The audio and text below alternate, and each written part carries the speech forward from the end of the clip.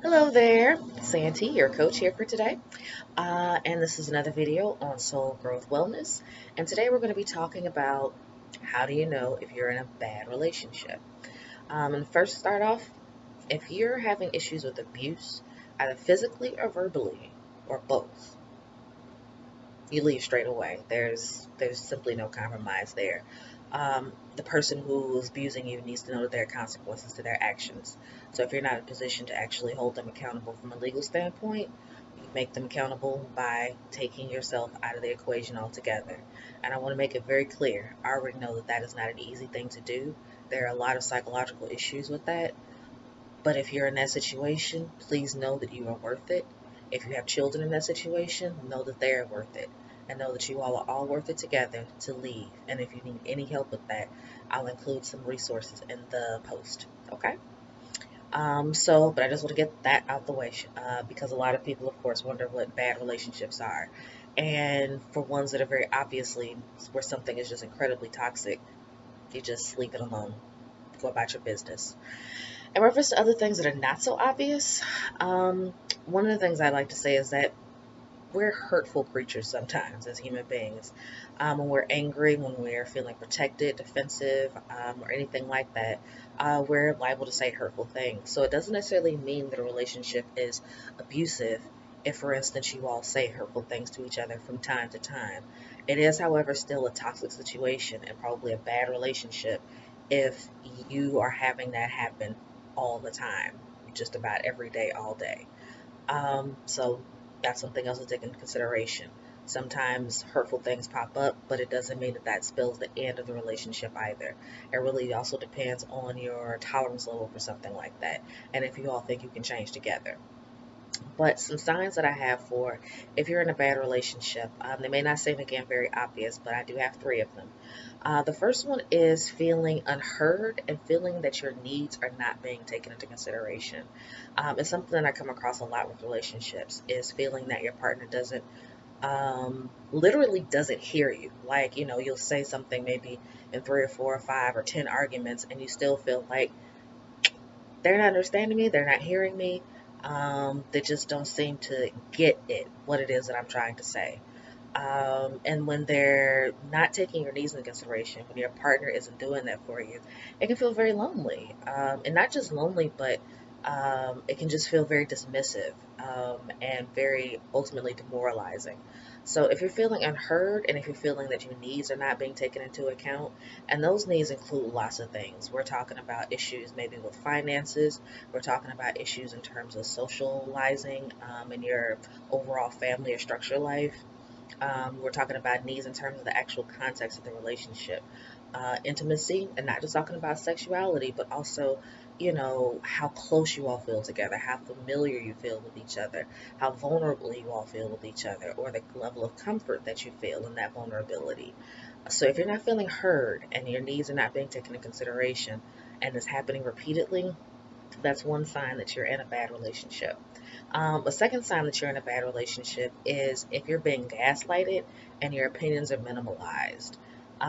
It kind of seems like they're probably the same, but not quite. When you're being gaslighted, I mean, which is a really popular term now, one of the reasons why I used it, but I feel like it's also a really appropriate expression for when someone is literally, quite literally, making it seem as if you are crazy and as if your opinion doesn't matter at all. That is just absolutely not the right thing to do in a relationship.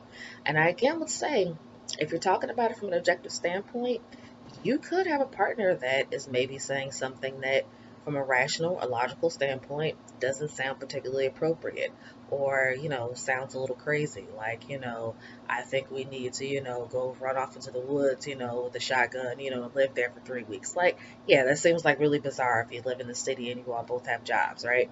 I mean, I understand there are things that are, particularly like, okay, something's a little wrong there. But basic everyday gaslighting is, feeling as if like you don't want to your relationship isn't in a place where you want it to be, and your partner is saying like, well, we've always, done this, or we've always done that, what's the big deal? That may not seem like a gaslighting, but it can be, because it's minimalizing your opinion and the fact that you like things to change, and that you are hoping that your partner is open and flexible enough for you all to accomplish that together.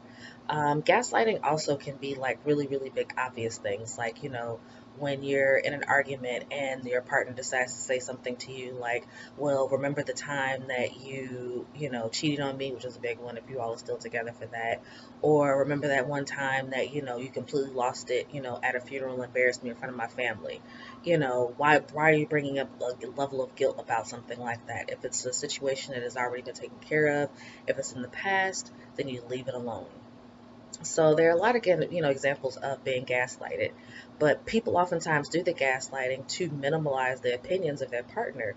To basically say like, you're off your rocker and I don't feel like I have to listen to you because I don't believe that you're in a rational or logical state of mind right now. And this isn't just, like men feeling that way about women.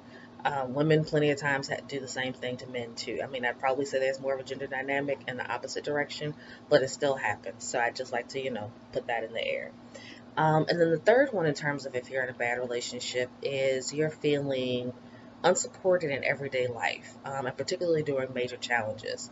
When your partner isn't there, when you're grieving for the loss of a family member, the loss of a job, or, a really, really big setback in your career in some way, a loss of promotion, or, dealing with a sick, child, or any number of things that are like huge major challenges. But then also everyday stuff like, does your partner ask you about your day? Do they actually care about what's going on? Are they able to say, like, I'm here for you if you need to talk, I want to listen to what you have to say, I'm emotionally available to be your support system? If you don't, I mean, and people oftentimes don't talk exactly like that, I understand that.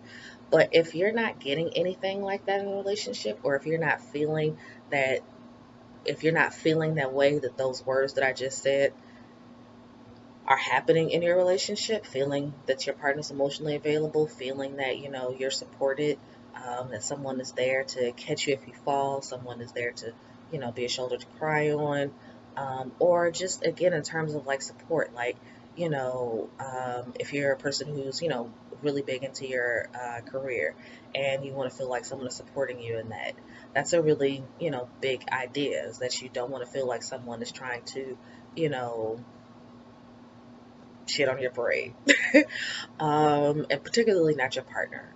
So if you're feeling unsupported in everyday life and in major challenges, that is also another sign, number three, that you are in a bad relationship. And if you're feeling that way with those three things, I'll be honest. There's only one thing to really do, at least the way that I see it and in my experience with other couples. Make an enthusiastic plan of action to change together. Straight away, you all do it together. This is obviously something that can be pretty difficult to accomplish, mostly because of the fact that um, oftentimes couples don't know where to start. So if you want to, Google some things, get some ideas, I'll be having more videos on how to make an enthusiastic plan of action to change in future videos, and also articles on my blog at soulgrowthwellness.com. So, those are all sorts of things that's the main thing that you can do, I should say, is make an enthusiastic plan to change. Because if you're in a place of unheardness, being gaslighted, and feeling unsupported, then obviously something needs to change in the relationship. That means that you need to change how you are, and your partner needs to change how they are. And obviously, you all need to do that together. So you make an enthusiastic plan to change. And the second option, very obvious, know when to cut loose. If you've been trying and trying and trying, if you all have both, even consulted with other people, professionals, anything like that, and nothing is really, really changing, then you also have to be ready to let that relationship go. Unfortunately, that's a really, really traumatic experience. If you're talking about marriage and children, obviously you're talking about a complete upheaval of your life. But there has to be a time when you recognize that, you know what, it's time to cut my losses and move on from this. It's not a, obviously it's not a great thing, but it's going to ultimately help you get to a partner or a state of life where you are heard, where you are not being gaslighted, where you feel supported. And ultimately, that's important for your quality of life. So, those are just some things to take into consideration. And if you like this video and you like other videos that I have, please subscribe. And I will see you in the next video. Take care. Bye.